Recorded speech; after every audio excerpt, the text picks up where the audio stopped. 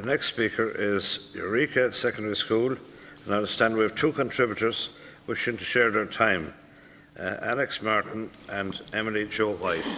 So, who's up first? Emily Jo, is it? Yeah, on you go. We welcome the opportunity to speak here today on behalf of Eureka Secondary School in Kells, County Meath. I will share my time with Alex in making our presentation. Éire na Bhín is a crucial and core part of how the state commemorates events and people. It must be treated with respect, as stated by Senator Mark Daly. Ladies and gentlemen, my name is Emily Jo White, and I am a transition year student in Eureka Secondary School in Kells, County Meath. I'm here today to represent my school community by speaking about why we must look into achieving a special status for one of the key symbols of our country, the national anthem Éire na Bhín. As a teenage girl who plays Gaelic football at a club and county level, I can't put it into words how much pride I feel inside as we all sing along together to our national anthem on final days and special occasions. It would be such a shame to see our national anthem used inappropriately or disrespected by others. From this point, I believe that Éire na Bhín deserves a special status in law and the respect to not get altered with in any way. The harp, Ireland's national emblem, has a special status. The Irish flag also has a special status, which states the national flag will be treated at all times with appropriate respect for those who use it. So now you may ask, why does our national anthem not have a special status? That is a question I would also like answered. This seems like an obvious reason why we need a special status put on Éire na Bhín. When Éire na Bhín is sung in Irish, it brings back the past struggles and hardship that we, the people of Ireland, have endured for hundreds of years. We remember the past generations who fought for the respect of our country that it deserves. Éire na Bhín, because of this, should be enshrined in law and not misused for advertisement purposes. In 1916, the people who stood up for the freedom of our country sang this very song, while the GPO was burning to the ground. Why would we try to change something so important to the history of our country? It was used in our past with immense respect. Why try to change it in our future? It, in fact, translates to the Soldier Song, which was the original version in English. So why would we take away the respect for these men by changing it? When we hear it, it unites Irish people all over the world. If we allow anyone to use it for their own purposes, it will take away from the sentimental value in the anthem that we must take so much pride in as a country. Thank you for listening, and we would be happy to answer any questions. Thank you very much.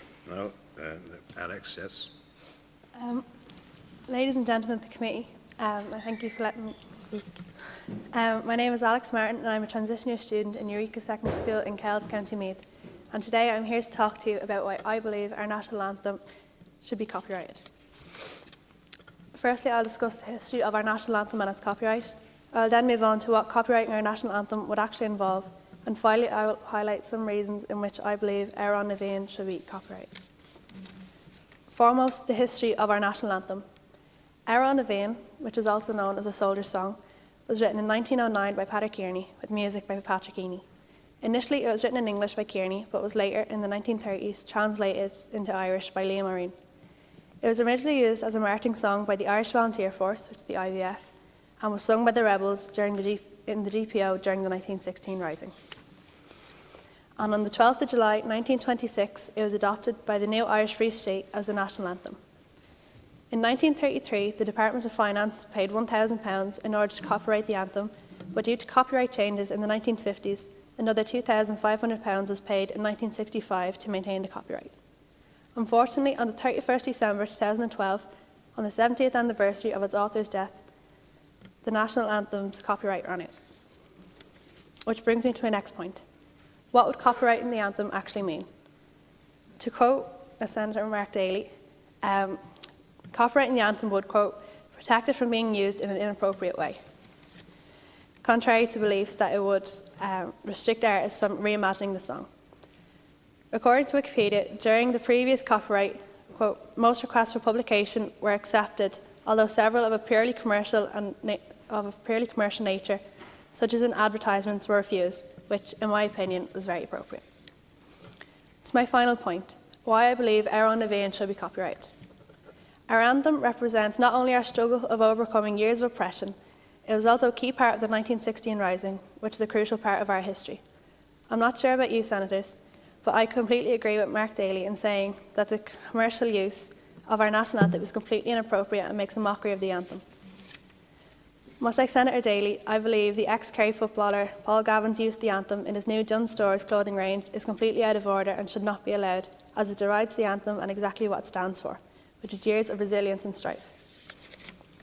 To conclude, much like it was from the 1930s to the 21st century, I believe Éireann na Bhéin, like both the harp and the Irish flag, which are all huge parts of Irish culture and history, should be protected by the state against inappropriate commercial and advertising purposes. My name is Alex Martin, and thank you for listening. Thank you very much, and I thank you.